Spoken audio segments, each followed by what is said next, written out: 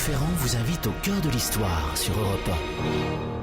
C'est aujourd'hui la Saint-Valentin et nous souhaitons une bonne fête à tous les amoureux. Franck Ferrand ne risque pas d'oublier la date puisqu'il nous propose ce soir un grand gala unique pour la Saint-Valentin justement sur la scène du Casino de Paris. Bonjour Franck. Bonjour Anissa, bonjour à tous. Pour des raisons qui sont liées à la subtilité des moyens modernes de réservation, des fauteuils, de bons fauteuils je précise, sont libérés ce soir au Casino de Paris.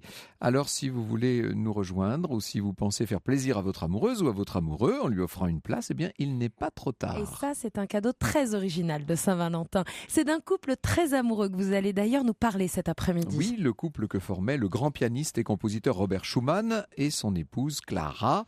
Difficile de trouver plus belle romance un 14 février, et quoique, nous allons voir que les choses ne sont pas aussi simples qu'elles pourraient le paraître. Pour nous accompagner dans cette intimité, nous avons invité un grand monsieur qui passe sa vie en musique, Michel Schneider, qui notamment a préfacé les lettres d'amour de Robert et Clara. Pas de doute, nous sommes bien dans le ton. Tout commence en 1819, en Saxe, donc en Allemagne plus précisément, à Leipzig, cette ville tellement riche sur un plan artistique, ville qui a abrité les grands penseurs, les grands esprits du XVIIIe siècle. Leipzig, c'est la ville de Bach, après tout, et on peut dire c'est devenu à l'époque une sorte de capitale musicale de l'Europe. C'est là que naît Clara, petite fille aux cheveux très blonds, aux immenses yeux bleu-vert qui lui dévorent littéralement le visage. Sa mère est une chanteuse, remarquable chanteuse. Quant à son père, il est l'un des plus talentueux professeurs de piano d'Allemagne. C'est le grand Ferdinand Wieck. Seulement, les parents Wieck vont divorcer et le père s'octroie de force, plus ou moins, la garde de sa fille. Et pour la petite Clara, cette séparation de ses parents, la difficulté de tout ça a été un traumatisme tel que l'enfant s'interrompt, elle s'arrête de parler. Jusqu'à l'âge de 8 ans, elle sera quasiment muette. Elle va trouver un autre langage, vous me direz. Elle se réfugie, elle, dans le piano. Bien avant de savoir lire, écrire ou donc parler, elle joue de manière brillante, elle va même composer. Ce sera sa langue à elle, la musique. D'ailleurs, elle est si douée, Clara, que rapidement son père, le professeur Ferdinand, commence à la faire se produire en concert. Très vite, toute la région l'admire. L'Allemagne va bientôt connaître le talent de cet enfant prodige. Quelques années plus tard, elle ira même se produire à Paris avec le soutien du grand Paganini. Elle fera la connaissance de Chopin, de Liszt, de Mendelssohn, etc. En 1828, Clara n'a donc pour l'instant que 8 ans et demi. Or, cette année-là, à Leipzig, s'installe un jeune homme aux longs cheveux blonds, au regard doux et rêveur, un certain Robert Schumann. Il a 18 ans, il est venu là pour faire son droit. Sa mère a tout à fait l'intention de voir son fils devenir juriste. Or, ce garçon mélancolique, tourmenté, s'ennuie, disons-le, sur les bancs de la faculté. Lui, ce qu'il aime, c'est la poésie et c'est la musique. Depuis son plus jeune âge, il compose, il joue du piano. Est-ce qu'il doit abandonner le droit pour devenir artiste ? Pour tout vous dire, ça n'est pas un choix facile pour lui. Il est littéralement tiraillé.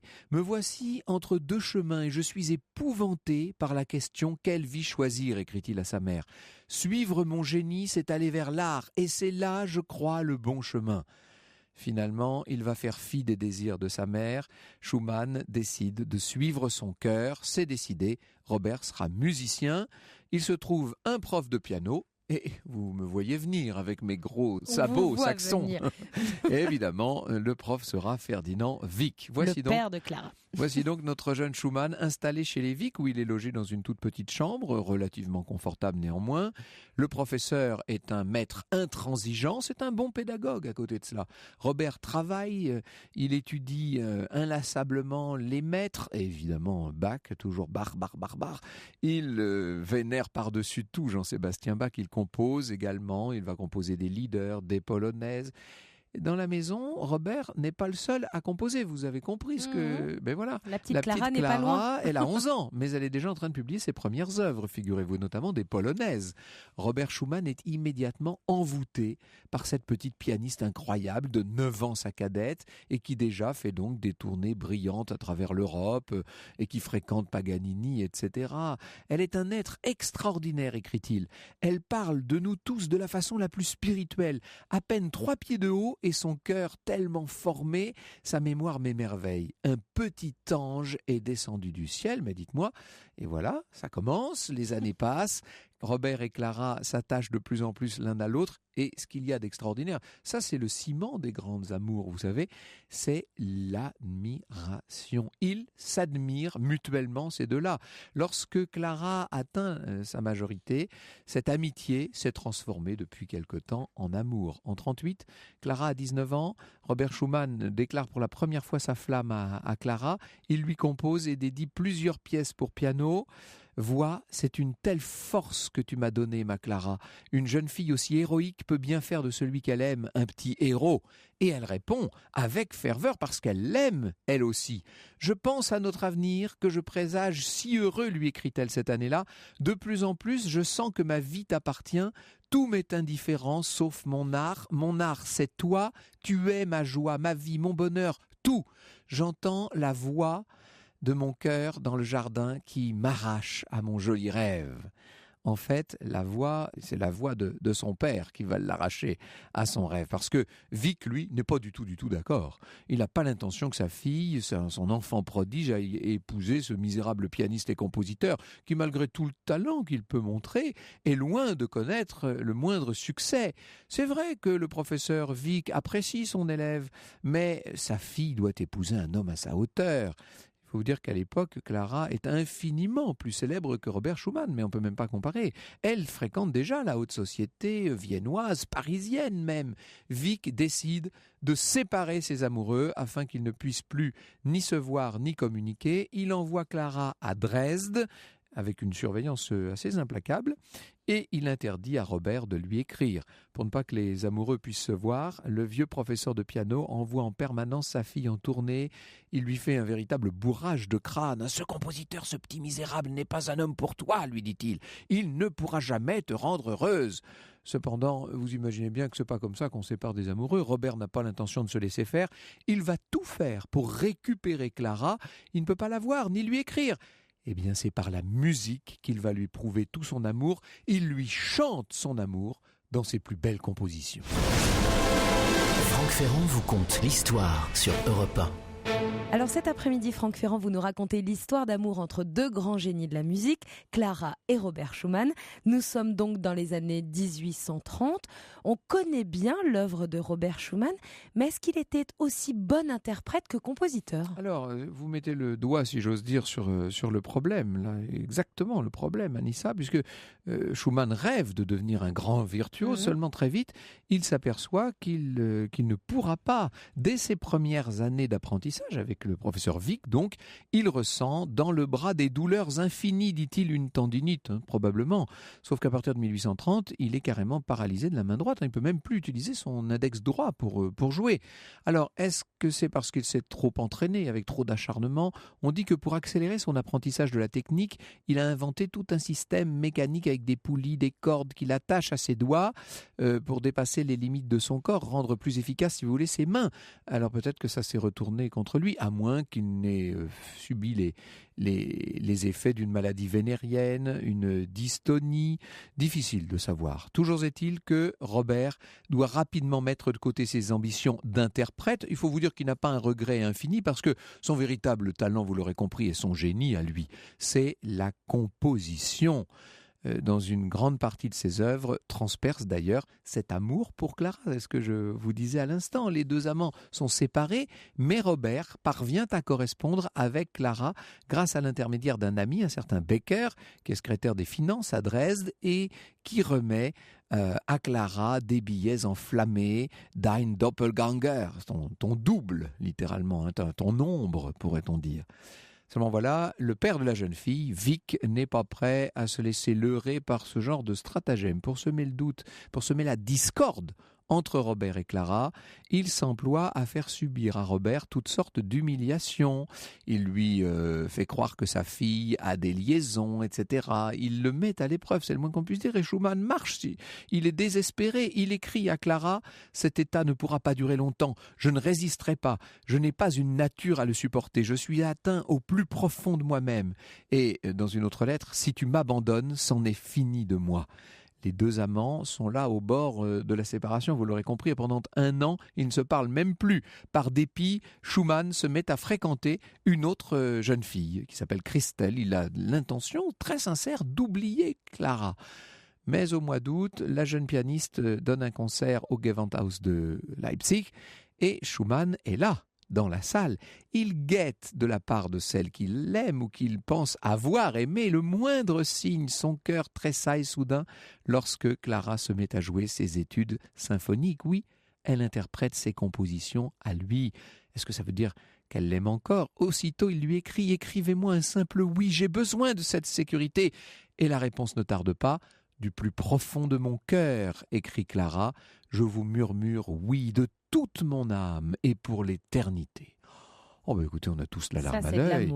Schumann est fou de joie, il va composer ces fameuses danses des compagnons de David. Et c'est cette année-là, on est en 1839, qu'il demande à s'entretenir avec celui qui a été son professeur, qui est maintenant le père de sa promise, avec Wieck.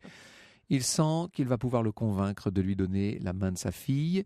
De nouveau, le vieux professeur se cabre, il refuse catégoriquement, il s'emploie à détruire la confiance de son ancien élève. « Vous n'aurez jamais une situation professionnelle digne de ma fille », lui dit-il. Schumann, de nouveau, est désespéré. Il compose furieusement dans une sorte d'ivresse créatrice. Pour oublier la souffrance, il compose en pensant à Clara. Et de cette détresse va naître la fantaisie opus 17. « Un long cri d'amour vers toi », écrit-il à Clara. Il chante tout son amour dans sa musique, notamment à travers le thème de Beethoven, « Ma bien-aimée lointaine », vous savez, qu'il va reprendre, qu'il va sophistiquer, travailler. Schumann assume pleinement cette espèce d'amour, comment on pourrait dire, une humeur duale, si vous voulez. La pièce pour piano est traversée par une sorte de schizophrénie, comme une grande partie de l'œuvre de Schumann d'ailleurs, qui inventera même 2 personnages fictifs, Florestan, le passionné, le combatif, et puis Eusébius, le rêveur tourmenté, désespéré. Et les deux, Florestan et Eusébius, reviennent constamment dans ses compositions. La musique devient pour les amants, vous l'aurez compris, le seul vrai moyen de communiquer à distance. C'est une sorte de langage, j'allais dire codé, c'est même pas codé, c'est un langage intuitif entre eux. Clara compose une mazurka.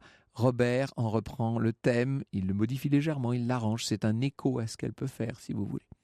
Lorsque Schumann rentre à Leipzig, il retente sa chance auprès de Wieck. Voilà, un garçon vraiment très obstiné, et il essuie, j'allais dire évidemment, un 3e refus.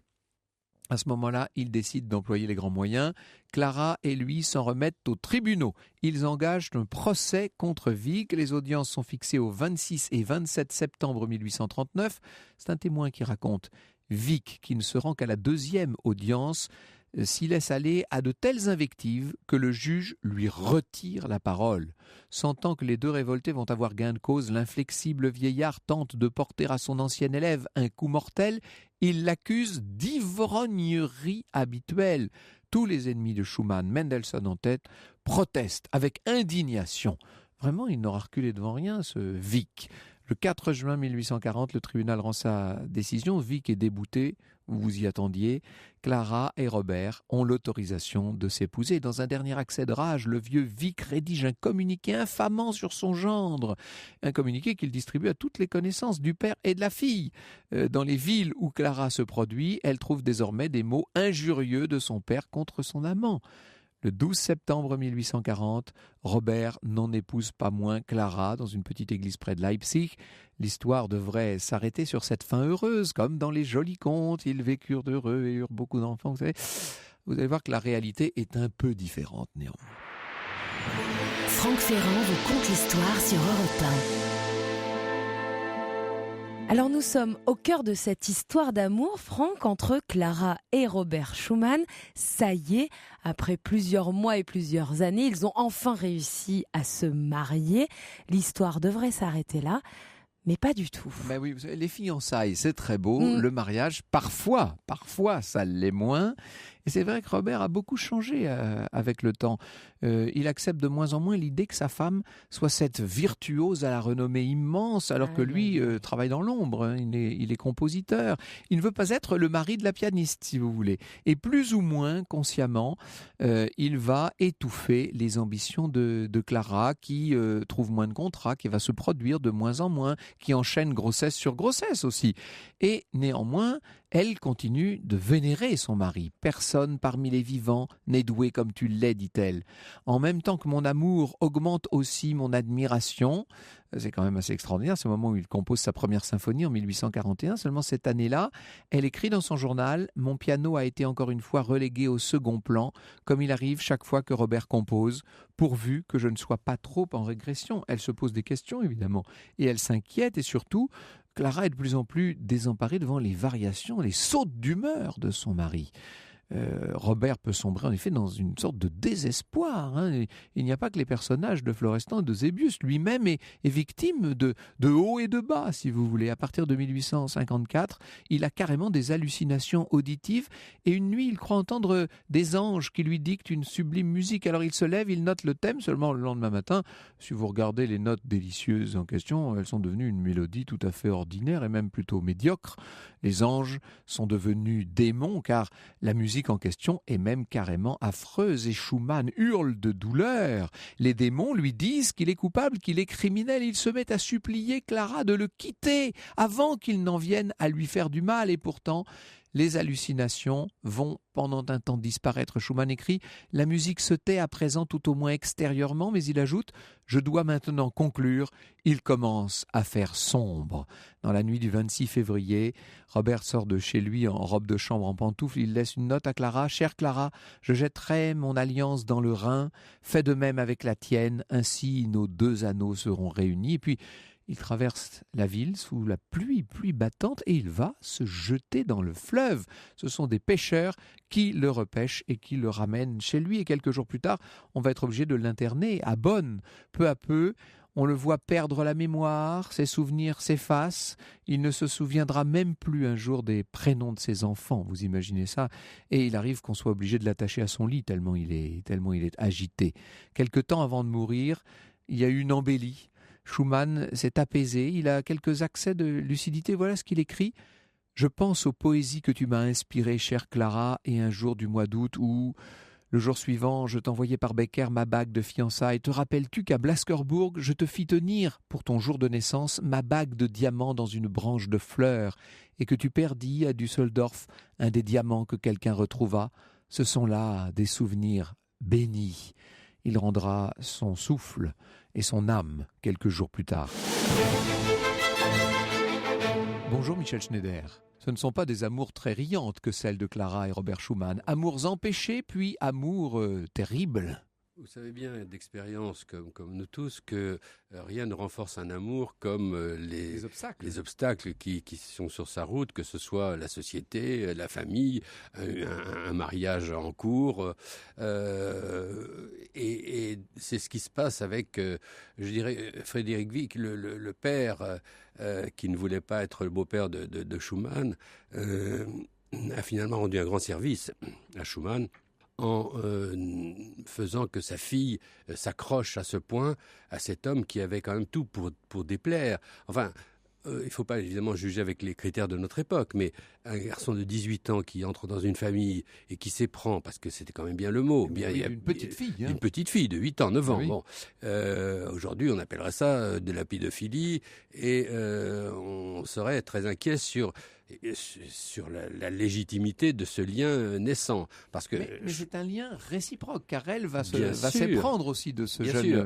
Mais alors, ce lien, il est fait de quoi? Parce qu'elle a un père, elle a plus qu'un père. Elle a un père à la puissance N. Oui. Et, ce R professeur, mais là, il elle est n'a pas effroyable. de mère. Elle n'a pas de mère. Et au fond, Schumann, avec son côté féminin, son côté enveloppant, son côté généreux, va lui assurer avait l'enveloppe, je dirais, l'enveloppe maternelle dont elle a besoin, dont elle a souffert le manque, puisque sa mère l'a abandonnée et que ça a eu pour effet de la plonger dans une espèce d'autisme profond jusqu'à ce qu'elle trouve son chemin dans la musique. On aurait pu imaginer que ça reste une sorte d'amour de tête, comme on dit, comme ça peut arriver entre un pensionnaire et la jeune fille de la maison.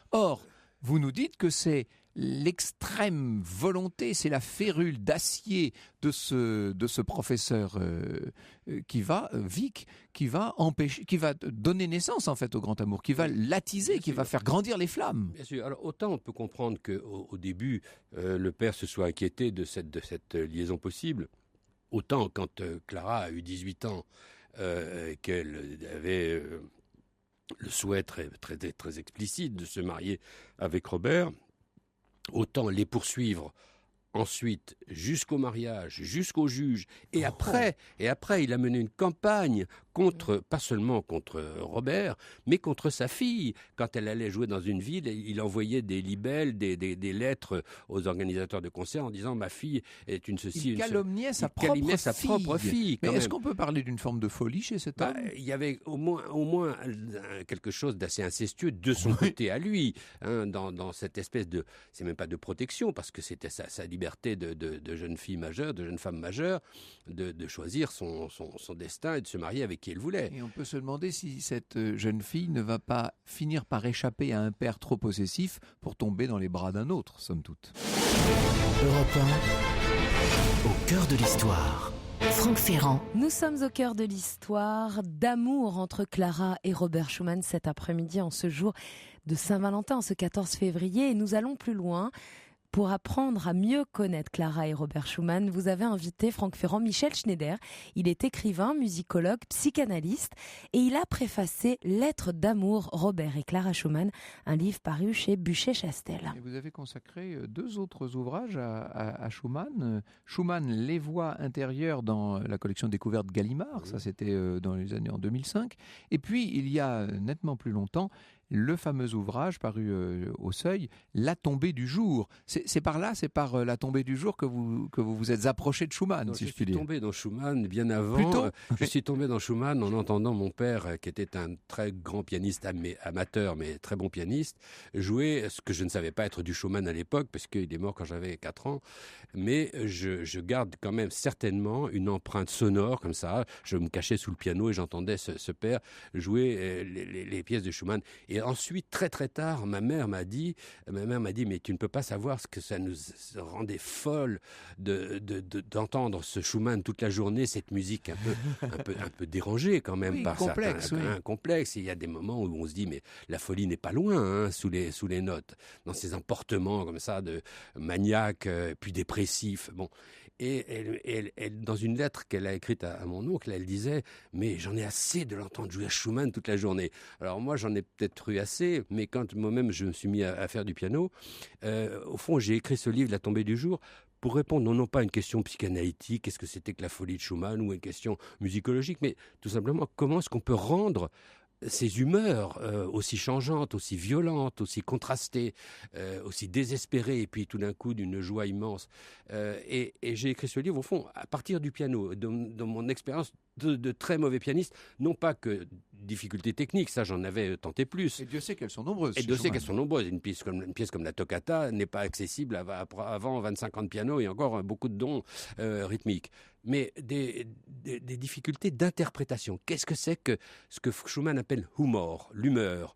L'humeur qui est, en allemand, ce même mot qui sert à dire humour et humeur, et les 2 humeurs, l'humeur dépressive et l'humeur que de la mélancolie, et l'humeur joyeuse de l'élation heureuse. Donc je suis parti de là, et le plus curieux, c'est que moi, très, très médiocre pianiste, j'ai eu ensuite beaucoup de musiciens professionnels, des grands pianistes, des grands schumanniens, qui m'ont dit « Mais votre livre m'a éclairé sur des aspects de l'œuvre de Schumann, sur des pièces sur lesquelles je me penche, pour nous donner une espèce d'éclairage latéral auquel on n'a pas été formé dans les conservatoires. C'est-à-dire qu'il faut que l'interprète, lorsqu'il est au clavier, évolue en même temps que les humeurs du compositeur, d'une certaine manière. Il faut qu'il sache retrouver ce que Schumann appelle innere Stimme, la voix intérieure. La voix intérieure, cette voix intérieure qui est celle de l'inconscient aussi, qui est celle de nos pensées les plus fortes et les plus irrécusables, qui nous envahissent dans des moments soit de dépression, soit au contraire de jouissance de la vie. Et il faut laisser cette voix qui est à la fois lointaine, enfouie en nous, s'exprimer. Et sous ces deux modalités de l'humeur. Vous avez employé le terme tout à l'heure, je le reprends donc au vol. Peut-on dire de Schumann qu'il était maniaco-dépressif? Est-ce qu'il en présente les symptômes au regard de ce que nous savons, nous? Aujourd'hui, on dirait bipolaire. Bipolaire, c'est clair. Voilà, c'est ça, oui. Les psychiatres qui ont étudié à distance son dossier psychiatrique qui remontait à avant l'internement, parce que très souvent, on donne l'impression que Schumann était un grand musicien parfaitement sain d'esprit, et puis que tout d'un coup, il tombe fou et se jette dans le Rhin pour mourir 2 ans après à l'asile. Non, il y a dès sa jeunesse des accès de schizophrénie ou de maniaco-dépressive, et puis c'est entrecoupé de périodes d'équilibre, et la folie est en lui dès le début, et la création est en lui aussi dès le début. Et c'est cette alternance, moi, qui me fascine. C'est cette alternance. C'est pas la folie en tant que telle, bien que moi j'ai plus de sympathie et d'intérêt pour les artistes qui ont été plus ou moins dérangés. J'ai fait un livre sur Glenn Gould, un autre sur Marilyn Monroe. C'est pas pour rien. C'était quand même tous les deux des gens très atteints, mais en même temps d'immenses artistes. Et ce qui m'intéresse, c'est pas la folie en tant que telle, mais la lutte contre la folie. Cette lutte constante pour créer, comme dit Schumann. Et ce dialogue intime, cette voix intérieure, comme vous disiez, qui permet à Schumann de dialoguer avec ses propres difficultés, avec son propre problème. Et alors, cette voix intérieure, quand il rencontre Clara, au fond, il lui donne une teneur. C'est le féminin en lui qui va se Vous pensez qu'elle incarne sa part féminine, en fait? Mais il le lui dit. Il dit, voilà, il y a énormément de pièces où on retrouve un motif, généralement en la mineur, par exemple. En allemand, les lettres désignent les notes. Et le A, qui est la première lettre, c'est le La, c'est le A. Et il y a des motifs comme ça qui mettent le nom de Clara avec cette descente vers le bas, comme une espèce de déclinaison dépressive au cœur, comme si sa voix intérieure, c'était Clara réincarnée en lui. Et d'ailleurs, très souvent, il réécrit des pièces que Clara... Voilà, nous allons y venir. Il y a 3 niveaux de communication, si je puis dire, entre eux, et qui vont nourrir cet amour impossible, car c'est un amour interdit par le père, par le professeur Wieck, par le père de Clara. D'abord, une communication immédiate. Nous avons compris ce qui avait pu fasciner une petite fille pour ce jeune homme qui lui a en quelque sorte, si l'on peut dire, servi... Enfin, ce jeune homme qui pour elle était un homme, qui lui a servi d'une certaine manière de mère de substitution. Que Robert trouve-t-il, lui, en Clara? Pourquoi s'attache-t-il à cet enfant? Parce qu'elle est une virtuose quand même, ne l'oublions pas. Alors, il y a une lettre très, très curieuse. La première lettre que Robert envoie à Clara, c'est en 1832, donc 8 ans avant leur mariage, et il lui dit alors, chère Clara, je pense souvent à vous. Pas comme un frère à une sœur, ni comme un ami à une amie. Il ne dit pas ni comme un amant à une femme, mais comme un pèlerin à la Madone. Alors, lui aussi, il a dans la tête un fantasme de mère qu'il faut, je ne sais pas, réparer, protéger, soigner. On pourrait dire que d'emblée, c'était mal parti quand même. C'était mal parti, parce que... Et ensuite, tout le reste de leur vie, elle a été, je veux dire, plus que sa mère. Elle a été la mère des 8 enfants qu'ils ont fait ensemble, ce qui n'est quand même pas... Parce que la pauvre, elle grossesse sur grossesse. Grossesse sur grossesse, une centaine de concerts par an de par toute l'Europe. Et c'est elle qui faisait tourner la baraque, comme on dit. Et matériellement, économiquement, lui, il gagnait rien avec ses concerts. Quand il a eu des postes permanents comme chef d'orchestre à Düsseldorf, il était tellement mauvais, tellement ralenti, tellement en proie à ces moments dépressifs qu'il arrivait en retard, il ne savait pas diriger les musiciens, qu'il se faisait à chaque fois virer. Donc c'est elle qui avait l'assise matérielle de ce couple. Ce qui est d'ailleurs extraordinairement moderne, parce que quand on regarde leur histoire, c'est une histoire à la fois très d'époque, c'est-à-dire que voilà. C'est très romantique. On est dans l'Allemagne de l'époque.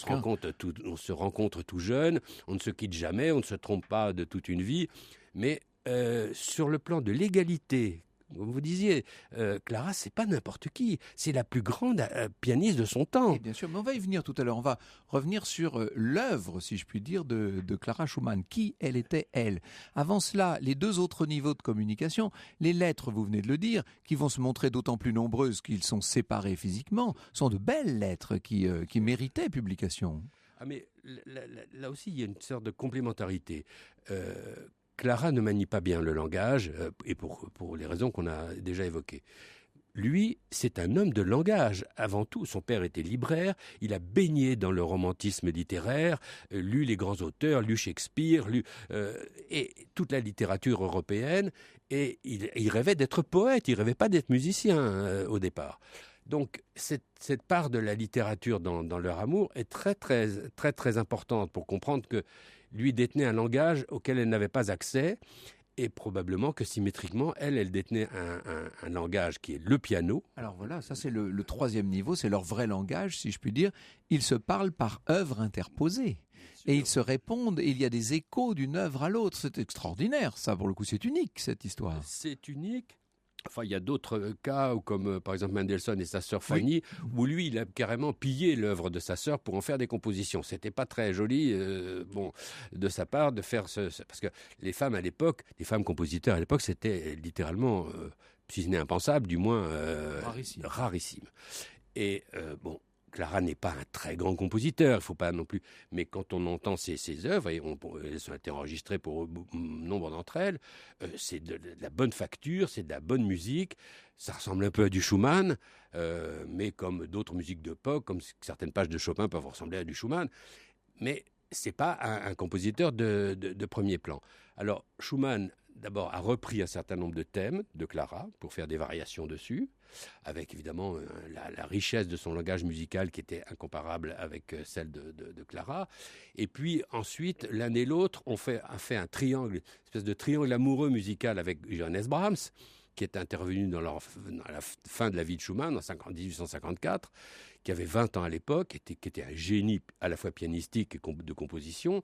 Et les pièces de Schumann réécrites d'après Clara ont été reprises par Brahms dans d'autres variations. Donc chacun, vous savez, à l'époque, on faisait des variations sur les thèmes de l'autre. Les uns et les autres, bien sûr. Et ça devenait une autre œuvre. Hein. Et on ne peut pas accuser Schumann d'avoir exploité l'œuvre de Clara. Mais il faut, et vous avez raison, redonner à Clara sa place dans l'histoire de la musique. C'était un rapport très égalitaire. C'est ce que nous allons faire dans un instant. Nous revenons sur Clara Schumann dans un instant. Europe 1 au cœur de l'histoire. Franck Ferrand. Nous sommes au cœur de l'histoire d'amour de Clara et Robert Schumann cet après-midi. Une histoire d'amour compliquée, un amour impossible. On en parle avec votre invité. Franck, vous recevez l'écrivain, musicologue et psychanalyste Michel Schneider. Alors Michel Schneider, venons-en à Clara elle-même, parce que jusqu'ici, malgré nous, nous avons vu les choses essentiellement du point de vue de Robert Schumann.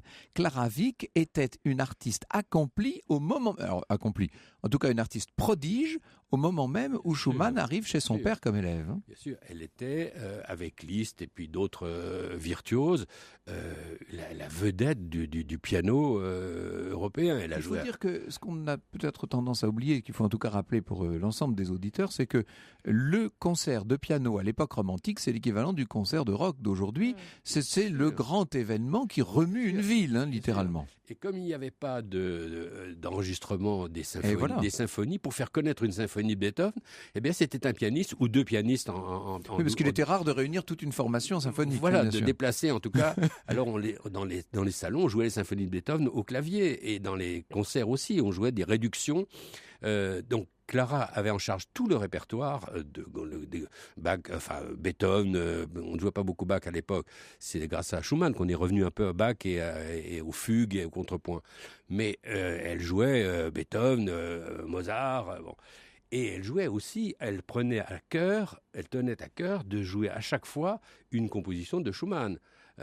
qu'elle a fait connaître de Liszt, de toute la scène musicale, de Wagner, qui se sont tous inclinés devant le talent pianistique de Clara et le génie compositionnel de Robert. Et pour son père, ça devait être une fierté immense. On pense à Léopold Mozart avec son fils et sa fille. C'est un peu la même histoire, si je puis dire. Elle devient une célébrité, cette petite Clara Wieck. Oui, alors vous disiez tout à l'heure que le père l'a envoyé faire des tournées pour, au fond, la séparer de Robert. Il l'a envoyé aussi pour faire des tournées pour rapporter un petit peu d'argent. Et de notoriété. Et de etc., notoriété, de gloire, au grand professeur qu'il était. Voilà, oui. Et il y a toujours... Elle était la démonstration qu'il était un excellent professeur. Voilà, après tout, hein. c'était un peu sa vitrine aussi internationale. Bon, donc dans l'amour de Robert et Clara, il y a cette espèce de mélange d'intérêts passionnés l'un pour l'autre dans le domaine de la spiritualité, de la musique, et puis il y a aussi une alliance matérielle pour faire vivre une famille avec 8 enfants en bas âge qui demandait... il fallait que Clara soit une femme extraordinairement forte pour, à l'époque, avec la misogynie ambiante, qui était peut-être un peu moindre qu'aujourd'hui, mais dans les milieux artistiques, pour faire la carrière qu'elle a faite, tout en défendant, en sacrifiant pas l'estime et l'admiration qu'elle avait pour son mari. Elle est très amoureuse de Robert. Cet amour est attisé par l'impossibilité, par l'interdiction paternelle, on l'a compris. Cet amour va croître, il y a toute une cristallisation stendhalienne autour de leurs lettres, etc. Et puis, elle finit par enfin pouvoir épouser celui qu'elle aime. Et là, elle se rend compte qu'en fait, ça se fait quand même en grande partie au détriment de son rayonnement personnel. Oui, et puis elle se rend compte... Elle devient une mère de famille, en fait. Elle devient une mère de famille. Lui, il l'enferme un petit peu dans ce rôle aussi. Et elle se rend compte aussi qu'il a des sautes d'humeur, des troubles visiblement relevant de la folie. Et ça lui fait peur, ça l'effraie de voir cet homme qui est le père de ses enfants.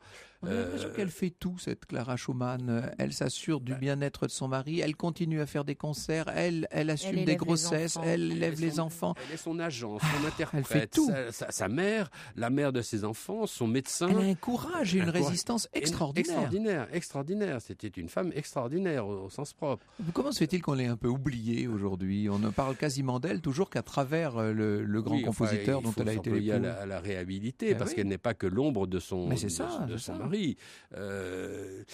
Mais la force de caractère qu'il fallait pour accomplir cela.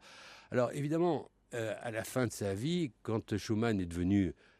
Schumann est mort à 46 ans. C'est quand même des vies très brèves, très dramatiques, très douloureuses. Et interrompues. Tragique. Quand elle le voit un beau matin de carnaval aller se jeter dans le Rhin en lui disant « Écoute Clara, je fais ça pour te protéger et je demande à être interné pour te protéger, toi et les enfants, contre ce que je pourrais faire, parce qu'il sent bien qu'il a des pulsions aussi très probablement autodestructrices, mais destructrices. » Mais là, elle a une réaction qui est quand même assez étonnante, puisque elle n'ira pas le voir dans l'institution. Alors, c'est là où le rêve... Elle ne va pas le voir à l'hôpital, en fait. C'est quand même... Le rêve de l'amour fou et de l'amour toujours pendant 20 ans de mariage, là, il faut évidemment lui donner un éclairage un peu différent. En 29 mois d'hospitalisation volontaire, c'est lui qui a demandé à être hospitalisé, où il était, comme vous le disiez, enfermé, dans un état assez délirant parfois, d'une stérilité totale sur le plan de la création. En 29 mois, elle n'est pas venue le voir une seule fois. Alors, on dira, les visites n'étaient pas autorisées souvent. Certes, elle faisait des tournées, elle avait à faire vivre la famille. Mais enfin, quand même, quand on a un mari hospitalisé en longue durée, on s'arrange pour venir. Elle est venue 3 jours avant la fin de Schumann, avec Brahms d'ailleurs, et Joachim, qui était le violoniste célèbre de l'époque. Vraiment in extremis, au sens propre. In extremis, pour recueillir son dernier souffle. Alors, est-ce qu'il y a là-dedans tout simplement l'usure d'un mariage, le poids de la vie est-ce qu'il y a une haine... Est-ce que lui avait pas interdit de venir le voir ? Non. Il lui a envoyé quelques lettres, très peu, Mais toute la correspondance qu'on a entre eux, c'est vraiment les années qui séparent 1832 de 1840, c'est-à-dire pendant les 8 ans avant le mariage. Après, il n'y a plus de lettres. Évidemment, ils vivaient sous le même toit, on ne s'écrivait pas trop. Je me disais que la réponse à ma question de tout à l'heure est somme toute assez évidente. Si nous parlons aujourd'hui encore beaucoup de Robert Schumann et quasiment plus de Clara, c'est parce que Clara a tout donné de son vivant. Elle était, elle, dans le domaine de la forme, de l'interprétation. C'était une pianiste virtuose. Lui est loin d'être un virtuose, nous l'aurons compris, mais en revanche, c'est un grand compositeur dont les œuvres sont encore audibles aujourd'hui. C'est la différence. C'est ça le drame de l'interprète par Et rapport voilà. à l'auteur. C'est qu'il est éphémère. Aujourd'hui, il y a des traces des grands interprètes, Dieu merci, depuis le disque, il y a des traces et des vidéos. Mais à l'époque, un interprète, son interprétation mourait avec le concert qu'il donnait. Et il n'y en avait aucune trace. Donc, effectivement, ce côté, je ne laisse pas après moi de traces, sauf dans les mémoires de ceux qui m'ont entendu dans les salles de concert, ça devait susciter chez elle une certaine peut-être envie ou jalousie vis-à-vis d'un compositeur qui, lui, peut espérer être joué dans 50 ans ou dans 2 siècles.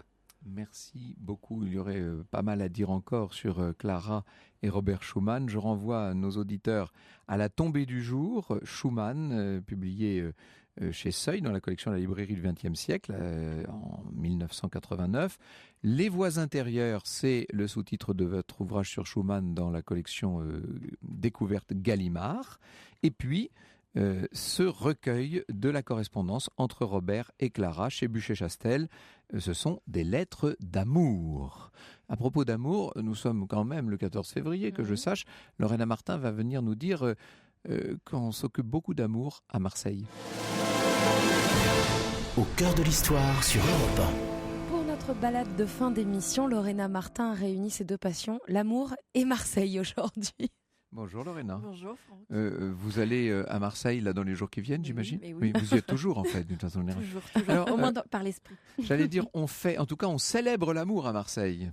Oui, 5 ans après le succès de Marseille Métropole 2013, capitale européenne de la culture, Marseille est redevenue, on va dire, une destination touristique en France et à l'international. Il faut dire qu'elle avait même été élue 2e destination favorite par le New York Times. Et cette année, ils ont décidé de créer un nouvel événement artistique, un peu comme ils l'avaient fait pour MP 2013. Ça s'appelle MP 2018, Quel amour ? Et la thématique, c'est l'amour, le sentiment amoureux comme principale muse de l'histoire de l'art et des artistes de l'Antiquité à nos jours.